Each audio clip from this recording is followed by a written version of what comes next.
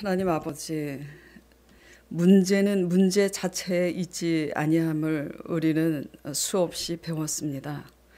세상은 세상의 사고와 방식대로 삶의 터전을 잃지 아니하려고 더 높은 삶의 터전을 쌓으려고 힘쓰고 애쓰지만 하나님의 백성은 하나님의 사고와 하나님의 방법대로 살아야 삶의 터전을 잃지 아니함을 우리가 익히 알고 있습니다. 팬데믹 시대를 살아가는 이 시대에 우리 삶의 터전을 잃지 아니하려면 어떻게 살아야 하는지 오늘 말씀을 통해서 구체적으로 그것을 깨닫고 잘 적용하여 실천하여 하나님의 은총 가운데 들어갈 수 있도록 우리 성도들을 축복하여 주시옵소서. 예수 그리스도 이름으로 기도드리옵나이다. 아멘.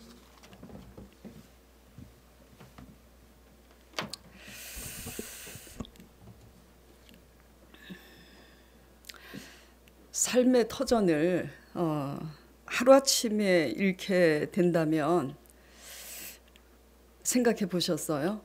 그 참담함은 이루 말할 수 없겠죠. 예.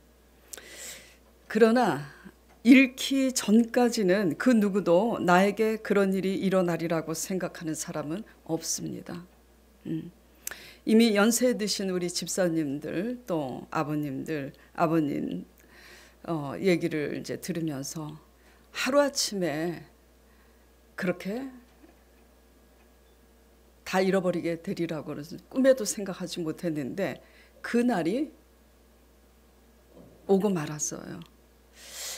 그래서 말씀 따라가면서 계속해서 한 분씩 마음이 아프지만 감사하게도 고백하는 것은 참 제가 목사님 인생을 너무 잘못 살았습니다. 그런 고백을 할 때 또 목회에 보람을 느끼고 또 마음이 짠하고 또 그러면서 나는 과연 그럼 잘 살고 있는가 그렇게 설교하는 나는 열심히 사는 거하고 잘 사는 거하고는 틀려요. 예. 아무튼 핵심은 잃기 전까지는 그 누구도 나에게 그런 일이 일어나리라고 생각하는 사람은 없다라는 거예요. 그래서 그날이 오지 않도록 우리는 깨워서 깨달아야지 돼요. 코로나 확진 판정을 받은 27세 유학생이 같이 TV 보신 분들도 아마 있는 줄 알아요. 예. 27세 유학생이 57일 만에 그 죽음과 같은 그 고통을 이겨내고 음성 판정을 받고 나오게 된 후 그가 하는 고백을 TV를 통해서 제가 어저께 잠시 보게 됐어요. 한 번도 더군다나 젊으니까 그렇죠? 젊으니까 한 번도 죽음을 생각해 본 적이 없었다라는 거예요. 그런데 27일간의 죽음의 문턱에서 삶에 대해 바라보고 생각하는 시간을 갖게 되면서 한 가지 분명히 깨닫게 된 게 뭐냐면 현재 주어진 삶이 얼마나 소중한지 깨닫게 되었다고 합니다. 그러면서 그 작은 것에 대한 이제 감사 그리고 가족에 대한 소중함 이런 것들을 이제 깨닫고 나가면 가족들과 함께 식사도 하고 여러 가지 자기 주어진 일에 이제 열심히 살아야 되겠지만 사람들의 소중함도 이제 깨닫고 시각이 달라진 거예요. 코로나에 걸리지 않았어도 또 이로 인한 경제적인 타격은 확진 환자와 같은 그런 위기를 또한 느끼고 있는 실정입니다. 많은 사람들이. 그리고 코로나뿐만 아니라 여름 장마로 아주 기록적인 폭우로 물난리와 산사태로 하루아침에 삶의 터전을 잃고 망연자실에 있는 사람들의 모습을 우리는 뉴스를 통해서 지금 접하고 살아가고 있잖아요. 예. 온 지구촌이 지금 홍수, 기근의 소식과 함께 코로나 전염병에서 헤어나지 못하고 있는 세상이 되었습니다. 자꾸 딜레이 시키고 정부에서 있는데 언제까지 갈지 몰라요. 전문가들은 내년까지 이어질 거라고 지금 보고 있습니다. 그렇게 된다면 실제로 경제적으로 타격은 어마어마합니다. 예, 국가적으로나 개개인 이루 말할 수가 없어요. 하나님 믿는 우리들은 이러한 사건과 소식들을 접하면서 과연 어떤 시각으로 바라보며 어떻게 대응책을 세우며 하나님 앞에 어떻게 부르짖고 어떤 자세로 살아가야 되는지 오늘 나누고자 합니다.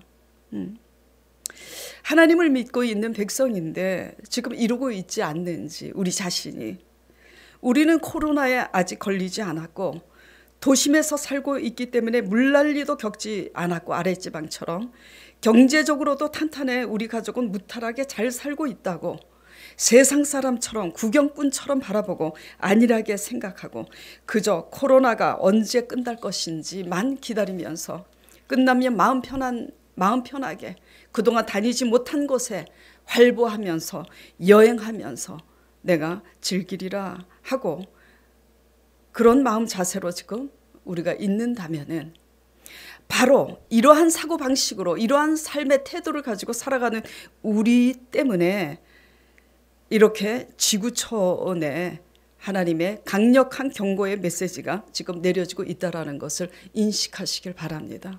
네. 이렇게 설교하는 목회자가 제일 먼저 들어야 될 주제가 되는 거죠. 우리가 살아있음은 그들보다 잘나서 살아있는 게 아니에요. 왜 살아있냐면 회개하고 세상을 향해서 하나님을 알리고 기도하라고 존재하는 줄 믿으시기 바랍니다. 예. 그러므로 코로나로 인해서 삶의 터전이 흔들리는 배우자에게 바가지 긁지 마시고 위로하시길 바라며 자녀들에게 능력이 없다고 꾸짖지 마시고 지인들에게 오히려 위로가 되어주는 시간이 되어야 할 뿐만 아니라 이때가 바로 하나님이 우리의 위기 가운데 지난날 어떻게 바랄 수 없는 절망 가운데 하나님이 대신 살아주셨는지 고통당하는 주위 사람들에게 전해야 하는 시기인 줄 믿으시기 바랍니다. 그렇게 지금 한 사람이라도 그렇게 전하고 있는지 묻고 싶습니다. 제가 며칠 전부터 제가 알고 있는 지인들 중에 여러 이제 몇몇 사람들을 생각하면서 그냥 위로의 차원에서 가족들과 함께 배달 음식이라도 시켜서 함께 드시라고 아주 작은 돈을, 왜냐하면 같이 만나서 식사라도 할 수 있는 문제니까, 그래서 아주 소량의 작은 돈을 이렇게 계좌로 보내드렸어요. 그런데 놀란 것은 제게 온 문자 내용이 모두 동일하다는 겁니다.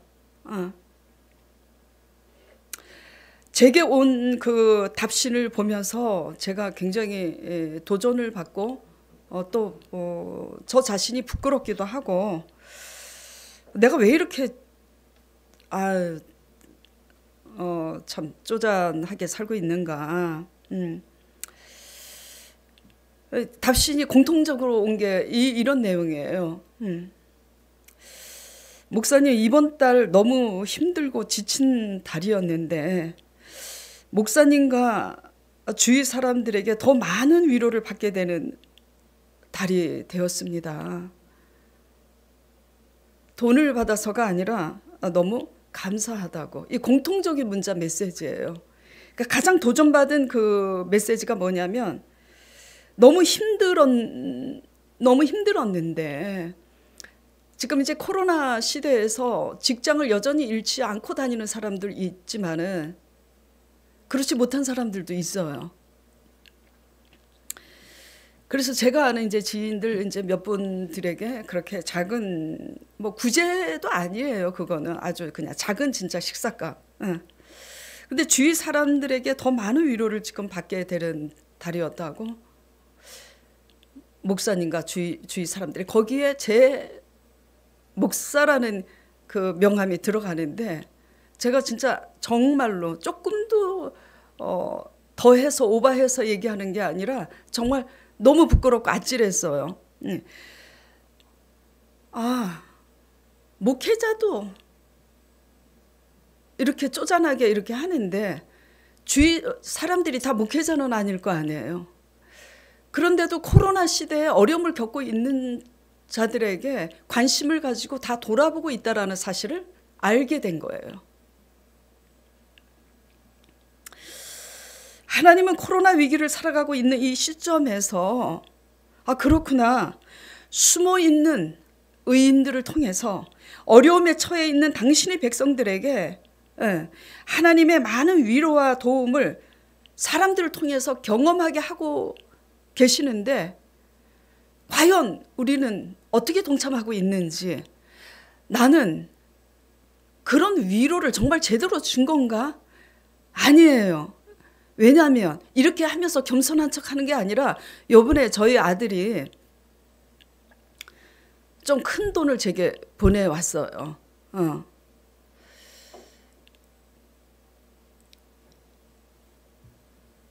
그 고백을, 그 문자 메시지를 딱 들으면서 적어도 공짜로 제 건물에서 들어오는 수익이 만만치 않은 그런 수익이 있는데, 그럼에도 불구하고 아들이 상당한 그 액수의 돈을 저한테 이렇게 보내왔는데 저는 그냥 고작 그렇게 한 거예요. 그런데 문자 메시지가 너무 감동하면서 너무 이번 달 힘들었는데 이렇게 목사님과 여러 주위 사람들의 위로를 경험하고 있다고. 제가 그 얘기를 듣고 다시 돈을 더 보내기도 그렇고 더 보낼 수도 있어요. 근데 그 말을 듣고 바로 보내면 너무 창피하잖아. 무슨 얘기인지 지금 알아들으세요?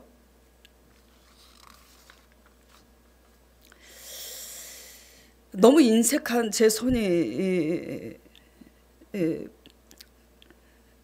부끄럽고, 삶의 터전을 잃어버렸다고 그들이 우리보다 못한 것이 아닌데 누리고 살고 있는 자로서 방관하고 있다면 우리의 영적 상태는 삶의 터전을 잃어버린 것과 같은 상당히 피폐해져 있는 영적 상태임을 또 인식하게 되고, 그러면서 제가 설교를 준비하는 이 장과 맞물려서 또 저 자신을 돌아보고 성도들에게 이 사실을 그대로 알리면서 코로나만 막연하게 지나가기를 기다리면서 여러분 주위에 여러분들보다 훨씬 어렵고 돈줄이 막혀서 고난당하고 있는 자들을 정말 우리가 얼마나 관심을 가지고 돌아보고 있는지. 예배에 코로나 지금 시대가 돼서 비대면 예배를 드리라고 그러니까 얼씨구나 잘 됐구나. 집에서 그냥 편안하게 들어야지. 어떻게 듣는지도 참 궁금해요. 저는 그렇게 율법적인 사람은 아니지만 머리도 안 빗고 속옷바람으로 듣고 앉아있는 모습은 아닌 건지, 설거지하고 집 청소하면서 크게 틀어놓고 그런 자세로 듣고 있는 건 아닌지 정말 궁금합니다, 주님.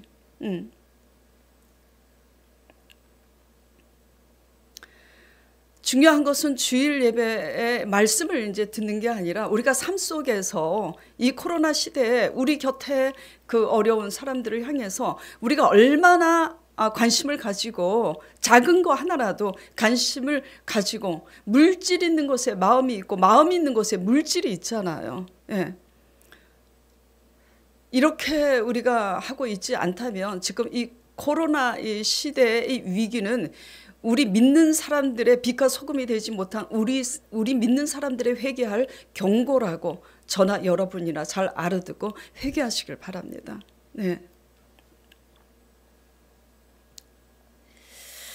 자, 그럼 이 어려운 시대를 살아가고 있는 우리 모두가 삶의 터전을 잃지 아니하려면, 삶의 터전을 이미 잃은 사람들은 어떻게 회복해야 되고 살아내야 되는가의 문제이기도 하고, 또 아직 삶의 터전을 잃어버리지 않은 그 사람들은 그날이 오지 않기 위해서 어떻게 깨어 있어야 되는지, 삶의 터전을 잃지 않기 위해서 어떻게 해야 되나 오늘 말씀을 통해서 깨닫고 믿음으로 굳게 붙잡고 순종하시는 저와 여러분 되시길 간절히 축원드립니다. 자, 본문 말씀 8절을 읽도록 하겠습니다.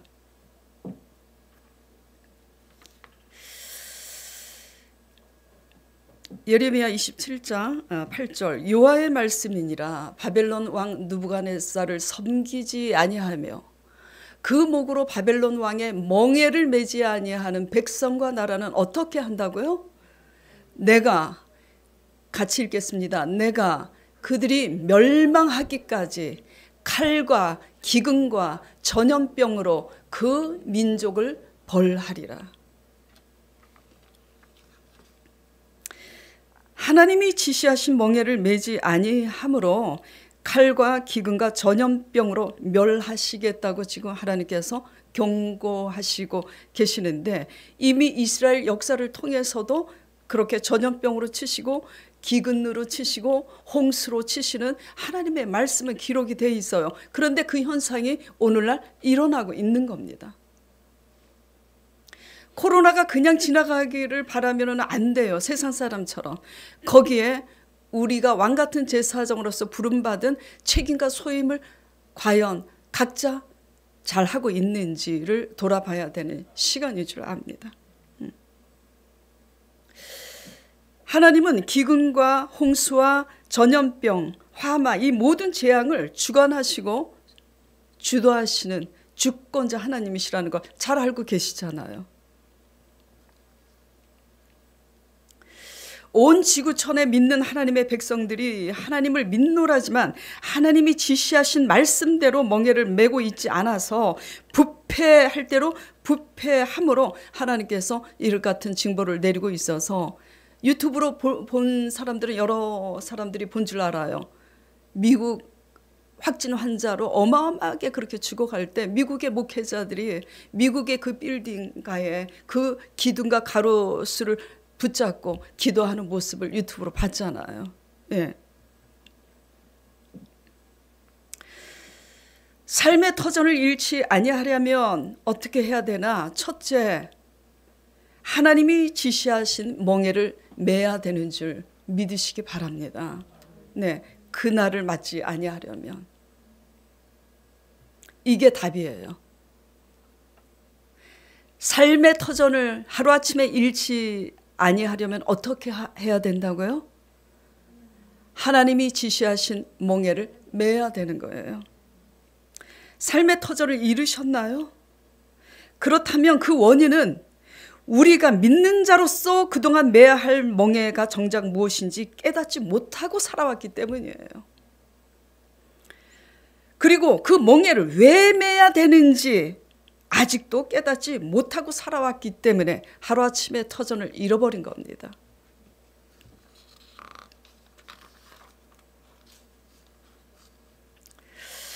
저희 아들이 이번에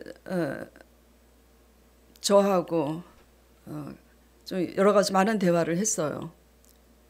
근데 제 설교를 들으신 분들은 기억하고 계실 거예요.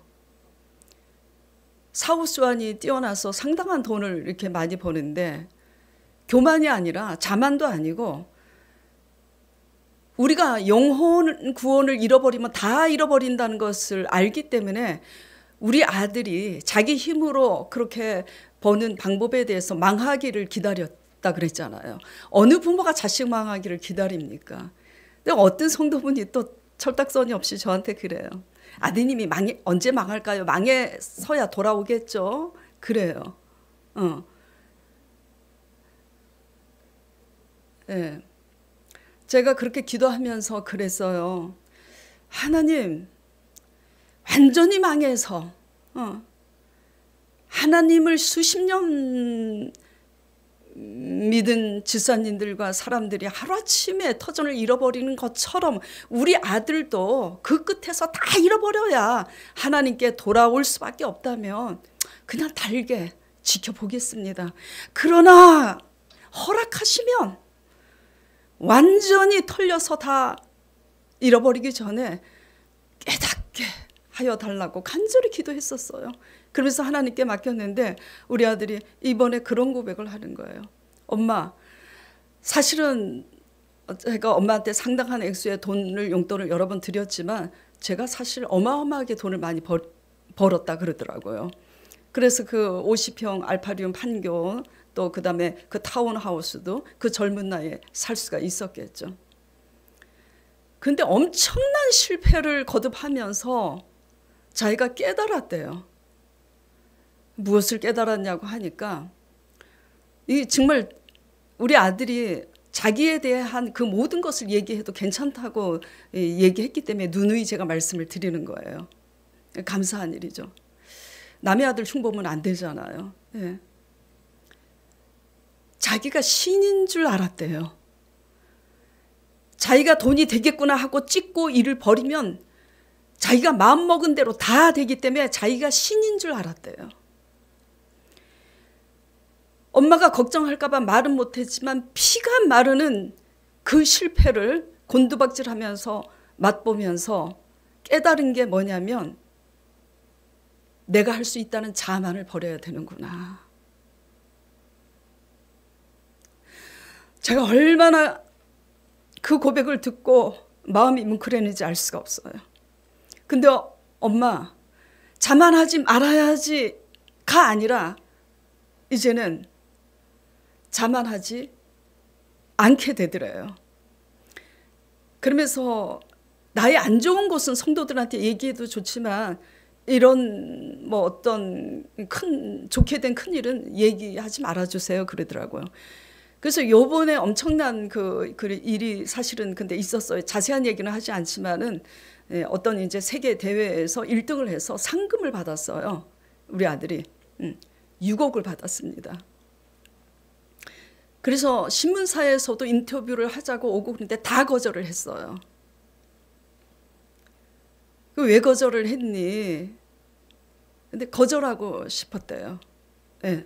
그리고 그것을 또 알면 어떻게 귀신같이 알았는지 알고 전화가 온대요. 그리고 이렇게 큰 기업체에서도 섭외가 오고 너 몸만 와라. 몸만 오면은 우리 회사의 수익에 얼마를 띄워주겠다고. 그 거절했대요. 제가 목회자인데도 순간 욕심이 들어서 어머 그렇게 엄청난 회사에서 제의가 들어왔는데 왜 거절했니? 지금은 아니래요. 지금은 아니래요. 자기의 꿈이 있고 한 가지 분명한 것은 자기가 할 수 있다는 자만, 이걸 깨달은 거예요. 이 코로나 시대, 이 팬데믹 시대를 살아가는 하나님의 경고장은 뭐냐면 우리의 교만입니다. 저는 그 아들의 고백을 들으면서 내 교만과 함께 우리 아들의 이 교만을 하나님이 빚어가시고 계시는구나. 그래서 제가 우리 아들한테 그랬어요. 너는 그동안 곤두박질 쳐서 실패를 했지만 너는 성공했다 그랬어요. 왜? 이미 그 귀한 것을 젊은 나이에 깨달았기 때문에. 아멘? 예. 삶의 터전을 잃은 자나 아직 잃지 않은 자가 우리가 모두 배워야 되는 것은 하나님이 지시하신 멍에 매는 법을 우리는 배워야 합니다. 멍에 매는 법을 배워야 하는 것의 기초의 삶의 자세와 태도가 뭐냐면 겸손한 거예요. 내가 할 수 있다는 자만이 교만인 거예요. 예. 원래 하나님의 뜻은 죄가 없어도 가족을 구원하기 위해서 또 지인들을 구원하기 위해서 스스로 지는 십자가 멍에를 매는 것을 하나님이 원하십니다. 하나님의 뜻은 세상과 같은 방식의 사고와 가치로 살기 원치 않으셨고 하나님을 향한 절대적인 바랄 수 없는 가운데 바랄 수 있는 믿음으로 하나님 때문에 바랄 수 있다는 그런 고백의 믿음으로 살기를 원하셨는데 이스라엘은 이걸 하지 못해서 결국 경고하신 대로 바벨론 포로로 끌려가서 바벨론 왕의 멍에 아래 놓이게 된 겁니다. 바벨론은 다 익히 알고 계시지만 이방 민족이에요. 하나님을 모르는 민족입니다. 그런데 왜 선택받은 유대 민족이 이 같은 바벨론의 멍에 아래 놓이게 된 것인가? 이 이유와 원인을 깨달아야지 되는 거예요. 하나님 앞에 불신앙과 불순종으로 범죄했기 때문이에요. 그래서 바벨론 멍에 아래 있어야 되는 것은 왜 하나님의 뜻이냐면 심판의 도구로 지금 바벨론 왕을 들어서 쓰고 계시기 때문인 거예요. 자, 이걸 그러면은 적용해 보자고요. 하나님의 1대1의 관계에서 우리가 잘못되어 있기 때문에 하나님께서 악한 사람을 붙여서, 하나님은 사람을 통해서 역사하세요. 악한 사람을 통해서 배신을 당하게 하고, 악한 사람을 통해서 내 모든 그 재물을 다 잃어버리게 하시는, 이걸 누가 지금 하나님이 허락하시는 거죠? 예? 하나님이 하고 계시는 겁니다. 이 메시지는 기도할 때 듣는 메시지만 하나님의 음성이 아니라 내게 벌어지고 있는 모든 상황이 보다도 분명한 하나님의 메시지라는 것을 여러분들 깨닫길 바랍니다. 매야하는 멍에에 두 종류의 멍에가 있습니다. 예수 그리스도를 닮아서 하나님의 뜻 앞에서 우리 자신의 의로움을 내려놓고 내 자신의 영혼은 물론이고 가족과 지인들 구원하기 위해서 스스로 고난의 십자가를 지는 멍에가 있는가 하면, 하나님을 믿노라 하면서도 내 뜻과 내 제 정욕과 내 혈기와 내 욕심과 교만대로 살다가 하나님의 징벌로 인해 가혹한 삶의 멍에를 지금 메고 있는 그 멍에 두 종류가 있는 거예요. 저나 여러분 모두 매여 있는 멍에가 어떤 멍에인지 돌아보시고 깨닫길 바랍니다. 네. 알아야 할 아주 중요한 사항은 뭐냐면, 나는 내 양심에 내가 지금 맨 멍에는 예수 그리스도를 따라가면서 매는 십자가의 멍에가 아니라 하나님의 징벌로 인한 멍에구나. 이것을 양심상 깨닫는다면 달게 받으시길 바랍니다. 예. 제가 진순 지사님이 그 고백을 공개적으로 했기 때문에 제가 진순 지사님 얘기를 가끔 하잖아요. 내가 불신앙 불순종으로 잘못 믿어서 임한 이 벌은 달게 받습니다면 이 벌이 내 대해서 끝이 나게 해달라고 기도해서 하나님 응답받은 얘기를 간증 드렸었잖아요.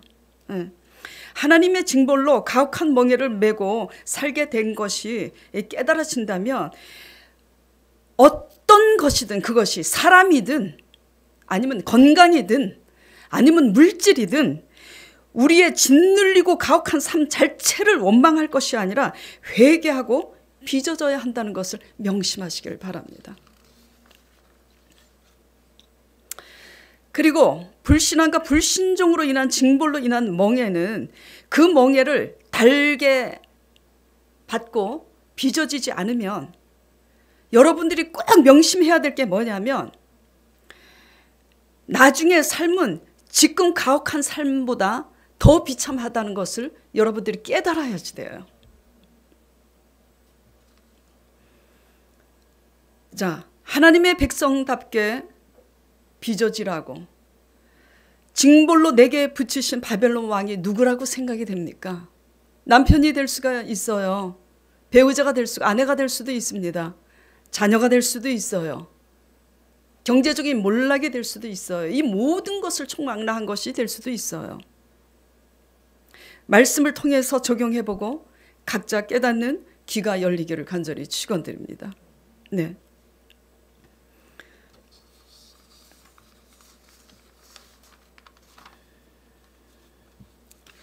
빚어지라고, 다듬어지라고, 멍에를 매라고 내 곁에 둔 가시 같은 사람, 부딪히기 싫어서 도망가고 피하고 또 이겨먹으려 하고 싸우고 다투고, 이런 것은 지금 당장 내 속은 편안한지 모르지만은 이렇게 사는 방식은 평생 하나님이 원하는 사람으로 인격이 자라나질 못합니다. 결국 신앙은 영혼 구원이에요. 어떻게 살고 계세요? 내가 보기 싫은 사람, 내 기준과 내 관점에서 볼 때 너무 싫은 사람, 꼴 보기 싫어서 피하고 살고 있는 건 아니에요. 이겨먹으려고 싸우고 또 살고 있는 건 아닌지, 대단히 지금 잘못 살고 있는 겁니다. 평생 자라나지 않는 어린아이로 지금 살고 있는 거예요. 어린아이에게는 기업을 물려줄 수가 없어요. 감당을 하지 못합니다. 상을 줄 수가 없습니다. 예. 예레미야 31장 18절에 이런 말씀이 있어요. 에브라임이 스스로 탄식함을 내가 들었노라. 탄식을 하는 거예요. 왜 징계를 받았는지 이제 모르더니 그 모든 끝에서야 깨닫고 어머 이거 띄우란 말 안 했는데 금방 나오네. 아유 감사해요. 주께서 나를 에브라임이 스스로 탄식함을 내가 분명히 들어노니 주께서 나를 징벌하심에 멍에에 익숙하지 못한 송아지 같은 내가 징벌을 받았나이다. 지금 그러잖아요. 송아지가 멍에를 메고 밭 갈 수 있습니까? 길들여지지 않은 어린 송아지는요, 밭을 갈 수가 없어요. 이게 무슨 말이냐? 사람에게 좋은 영향력을 미칠 수가 없는 겁니다. 맨날 숨어 다니고 피해 다니고 부딪히는 게 싫어서 자라나진 않아요. 혼자 살 수밖에 없는 겁니다. 어떤 사람도 유익하게 할 수 없어요. 깨달아야 됩니다. 하나님의 말씀을 통해서. 어린아이의 모습을 벗어던지고 하나님의 진리의 말씀 앞에서 내 힘으로 이겨낼 수 없다면 하나님의 성령을 의지하셔서 하게 하시는 하나님으로 말미암아 내 곁에 붙여진 가시 같은 가족들, 사람들 잘 수용하고 이기는 방법을 배우시기 바랍니다. 악을 손으로. 그러면 세상의 꼬리가 되지 않고 머리가 되게 하나님이 축복하시는 줄 믿으시길 바랍니다. 네. 태풍 속에서 고난 속에서 겸손해지라고 감사를 배우라고 허락하신 상황을 깨닫지 못하고 그 폭풍을 피해서 다니는 이런 신앙은 맨날 바닥신앙인 거예요. 새 중에 왕이 누구예요? 독수리예요.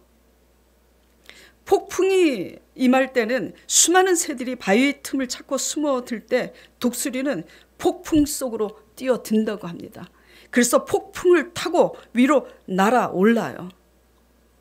새에 불과한 독수리마저도 폭풍은 자기 힘으로 갈 수 없는데 폭풍을 타고 날아오르는 것을 배우잖아요.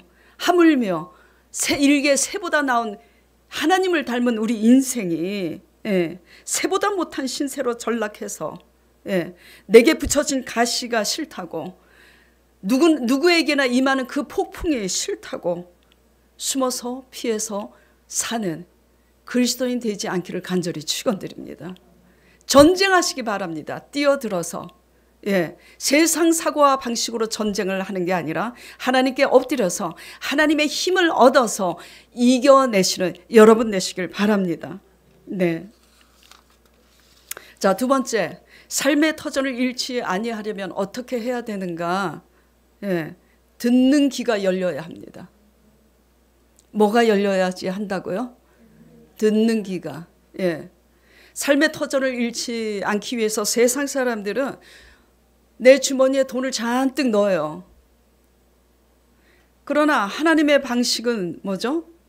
듣는 귀가 열려야지 돈도 쌓이는 거예요. 그냥 따라와야지 돼요. 내가 따라간다고 지어지는 게 아니에요. 부귀와 영화는. 하나님께서는 예레미야 25장까지 누차 몇 차례나 12차례나 예레미야 선지자를 통해서 유다 왕에게, 지금 유다 왕 26장 1절에 보면 유다 왕 요시야김 시대에 큰아들에게 그리고 막내 아들이 시드기야입니다. 예레미야 선지자가 12차례나 설교를 하고 메시지를 전합니다. 바벨론 왕에게 항복하고 그 수하에서 애굽을 의지하지 말고 그 수하에서 복종하고 살라고. 근데 그때 친애굽 정책을 쓰면서 애굽을 의지했던 유다는 그 충고를, 예레미야 선지자의 충고를 듣지 않아요. 근데 가짜 선지자들이 이렇게 말합니다. 근데 참 재미있는 건 하나님이 항상 가짜와 진짜를 허락하신다라는 거예요. 선택은 알아듣는 귀가 있는 사람들만 듣는 거예요. 거짓 선지자들이 거짓을 예언합니다. 결코 유대는, 예루살렘은 바벨론의 밥이 되지 않을 거라고, 바벨론 포로가 되지 않을 거라고, 걱정하지 말라고 유대 왕에게, 백성에게 전해요. 예레미야 선지자가 거짓 선지자의 말을 듣지 말라고 권면합니다. 근데 듣지 않아요. 12차례나 전하는데 듣지 않습니다. 끝까지. 그래서 결과가 어떻게 됐냐면, 자, 예레미야 오늘 본문 9절, 10절, 11절 보겠습니다. 너희는 너희 선지자나 복술가나 꿈꾸는 자나 술자나 요술자가 이르기를 너희가 바벨론 왕을 섬기게 되지 아니하리라 하여도 너희는 듣지 말라. 그들은 너희에게 거짓을 예언하여 너희가 너희 땅에서 멀리 떠나게 하며 또 내가 너희를 몰아내게 하여 너희를 멸망하게 하느니라.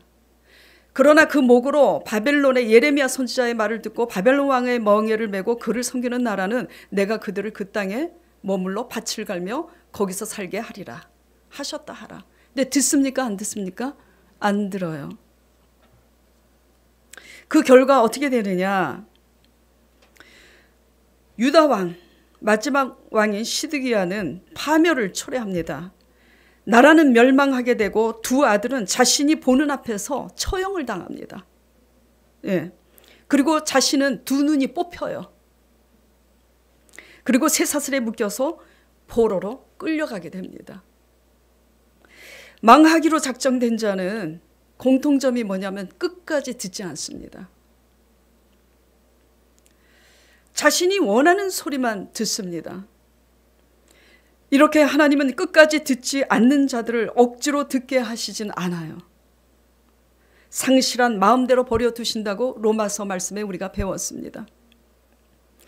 듣지 아니함이 하나님의 관점에서는 가장 큰 악이에요. 사무엘상 15장 22절 23절에 듣지 아니한 완고한 마음이 사신 우상이라고 하나님께서 지적하고 있어요. 그래서 열심히 사는 사람일수록 듣지를 않습니다. 이거 새겨 들으셔야지 돼요. 성실할수록 듣지 않습니다. 성실하고 열심히 살면서 잘 듣는 사람은 금상첨화예요. 근데 대부분 90%가 열심히 사는 사람일수록 지독하게 듣지 않아요. 이거 귀담아 들으시기 바랍니다. 열심히 사는 거하고 잘 사는 것은 틀려요. 잘 들으시기 바랍니다. 아멘. 예. 왜냐하면 내 열심 때문에 내가 옳게 살고 있다는 체면에 걸려서 듣지 못하는 거예요. 끝까지 듣지 않는 유다를 향해서 하나님은 예레미야 선지자를 통해서 예레미야 26장 5절 6절에 이같이 또 말씀을 하셨어요. 내가 너희에게 보내고 부지런히 보낸 나의 종 선지자들의 말을 이미 듣지 아니하였거니와 만일 너희가 듣지 아니하면 내가 이 성전을 실로같이 되게 하고, 실로가 뭐냐면 전쟁에 지니까 하나님의 언약궤를 제대로 모시지 않아서 전쟁에 패했나 보다 그래갖고 막 언약궤를 빼앗아 와서 막 자기 동네에다가 두잖아요. 그래서 더 크게 망해요. 더 크게 망하니까 나중에 또 그 언약궤를 저쪽으로 보내. 언약궤를 보내는 지역마다 다 망하는 거야. 잘못된 열심이죠. 성경 공부하고 주일 성수하면은 잘 되는 줄 알고 했더니 폭삭 망하는 거와 지금 똑같은 이치입니다. 내가 이 성전을 실로에서 그같이 하게 하신 것이 내가 이 성을, 예루살렘 성을, 유다 성을 세계 모든 민족의 저주거리가 되게 하리라. 결국 그렇게 됐어요, 안 됐어요? 됐어요. 왜 이렇게 됐죠? 듣지 않아서. 하나님의 말씀을 듣지 않는 사람들의 공통적인 특징은 하나님의 사람의 말도 절대 듣지 않습니다. 삶의 터전을 잃고 싶지 않으면, 그날을 맞이하고 싶지 않으면 기회가 있을 때 잘 듣고 돌이키시는 저와 여러분 되시길 간절히 축원드립니다. 자, 세 번째, 삶의 터전을 잃어버리지 않으려면은 뭐에 대한 분별력이 있어야 한다고요? 죄에 대한 분별력이 있어야 합니다. 왜 이렇게 듣지 않는 걸까? 왜 거짓 선지자들의 말은 듣는 걸까? 바로 자기 자신의 죄에 대한 분별력을 상실했기 때문이에요. 하나님과의 관계에서 무엇을 잘못하고 있기 때문에 지금 바벨론에게 지금 잡아먹히게 됐는지를 깨달아야 되는데 잘 믿고 있다고 생각하고 잘 믿고 있다고 생각하니까 듣질 않는 거예요. 그럴 일이 없다. 그럴 리가 없다. 나는 망하지 않을 거다. 그러다가 망하는 거예요.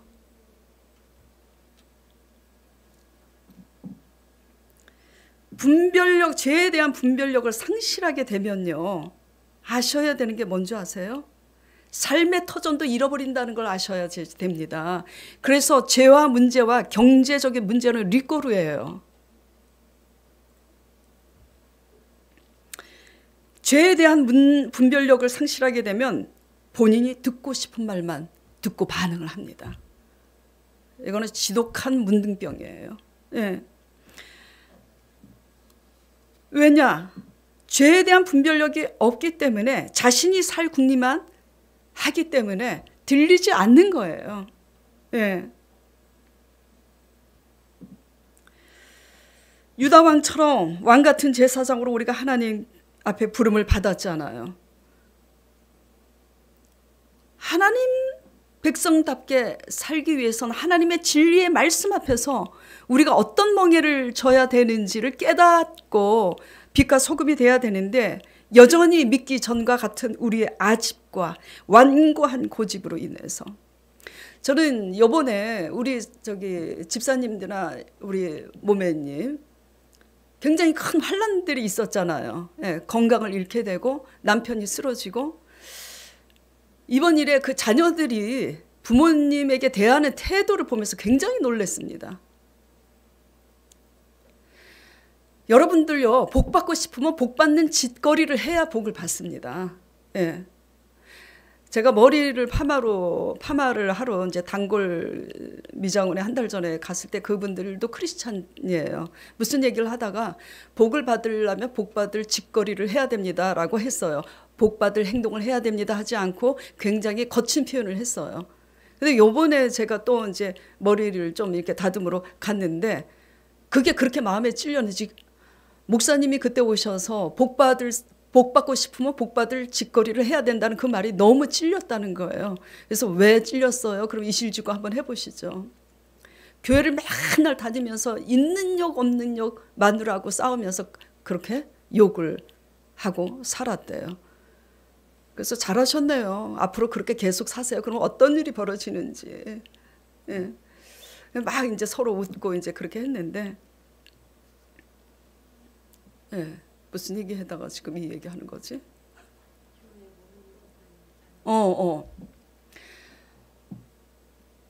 왜냐하면은 이게 우리가 착각하고 있는 게요.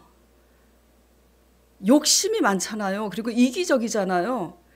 그러면 어떤 거 교회에 열심히 예배를 지키고 성경 공부를 열심히 하고 정말 이 속된 말로 연락에 뭔가 열심히 하면 하나님이 복 주실 줄 알아요. 근데 딱 보면 제가 느껴져요. 아픈 부모님한테 그렇게 싸가지 없이 하고 자기 자녀가 아파서 병들어서 입원했으면 어떻게 하겠어요? 주야로 지킬 겁니다. 근데 부모가 아프니까 겨우 일주일에 한 번 나타나요. 의무적으로. 반찬 해고 뭐 심부름하고 뭐 사서 뭐 심부름하는 거는 우리 교회 집사님이 심부름하고 있어요. 이게 뭡니까? 마땅히 부모를 어떻게 공경해야 되는지 기본이 안 돼 있는데 복은 받고 싶어서 기본이 안 돼 있으면요 복 못 받아요. 예.